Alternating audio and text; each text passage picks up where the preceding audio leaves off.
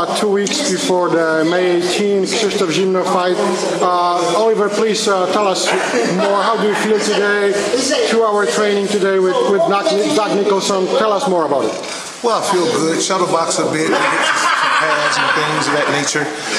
We definitely on course. We're on course and everything. The thing about it is, I really likes to turn things up a bit going into that last 2 weeks before the fight or whatever. So I don't want to overdo it, you know, at my age and everything. But I feel so great. I feel good and everything, and I'm looking forward to having a great fight. I'm looking forward for my opponent to really come and try to prove something. You know, of course, he's a young guy. But I think he's gonna run a little bit once he feels my power and whatnot. But I'm expecting a good fight. I'm expecting for him to put up a good fight because he got nice little hand speed and everything. And so I'm looking for an explosive fight, and may the best man win. In a couple of days, you're going to Las Vegas to train there. You told me before that this is what you like to do. You like to train in Vegas. You want to prepare there. Tell us why.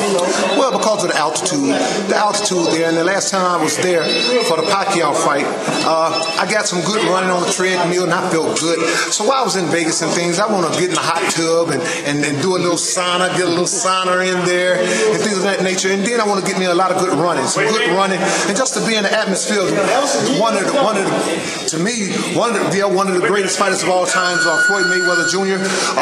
He's fighting, so I'm very encouraged by just being around him and seeing him fight. I got to know his father, and I definitely know Roger Mayweather pretty well, and I'm looking forward to going and seeing an exciting fight by a great champion, one of the greatest in the history of boxing, and on the contrary, to get myself prepared for the fight myself. May 18, it's like you just said, it's 2 weeks away. We are all waiting for this fight.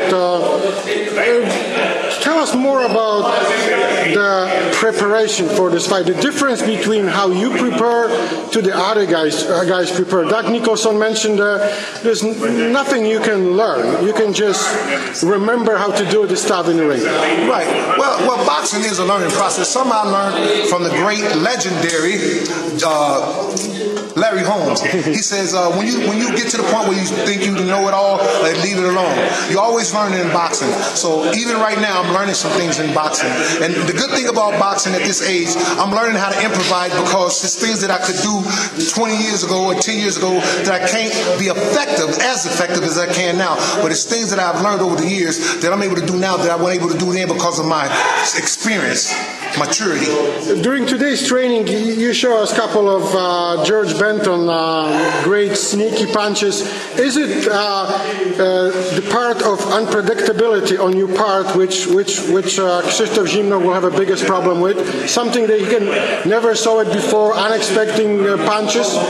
Well, I was going to wait till I get to the press conference there, but I might as well just say it now. I'm really taking something from three great trainers, three awesome guys in boxing: Greg Page, Georgie Benton, and Emmanuel Stewart. Those were my three trainers when I was heavyweight champion of the world: Greg Page, Georgie Benton, and Emmanuel Stewart. Emmanuel Stewart just passed, not too long ago, so I'm dedicating this fight to Greg Page, Georgie Benton, and Emmanuel Stewart. So my trainer now, Doc, Mr. Nicholson, he was trained by Emmanuel Stewart too. So we were just really having fun and putting some stuff together.